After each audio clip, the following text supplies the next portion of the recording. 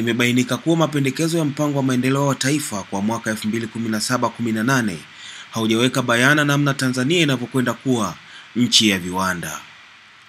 Hayo yamebainishwa leo bungeni mjini Dodoma, wakati mbunge wa viti maalum Kiteto Zawadi Kwashuma alipokuwa akichangia mapendekezo ya mpango huo.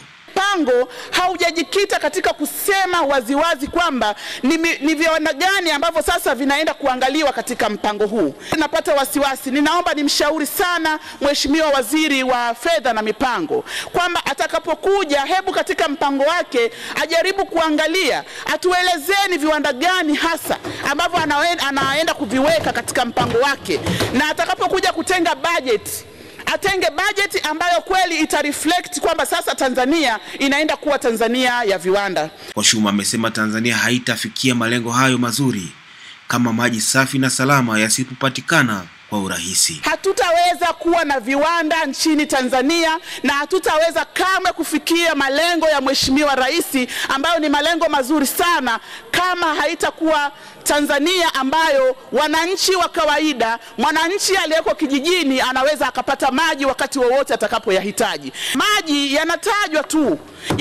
tu kwamba maji yanafanya nini? Tuna mikakati gani Mheshimiwa Mwenyekiti kwamba maji sasa yanaenda kupatikana Tanzania?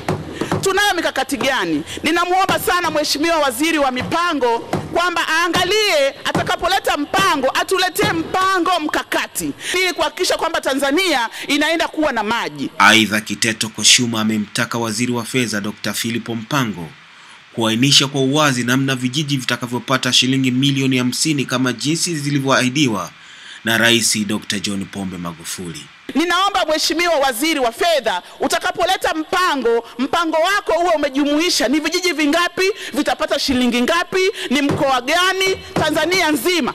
Hivyo vijiji uvitaje ili tuweze kufahamu kwamba sasa mimi mkoa wangu wa Mwanza vijiji kadhaa vitapata na mkoa wa Tanga vijiji kadhaa vitapata. Peter Edson, Mwananchi Digital.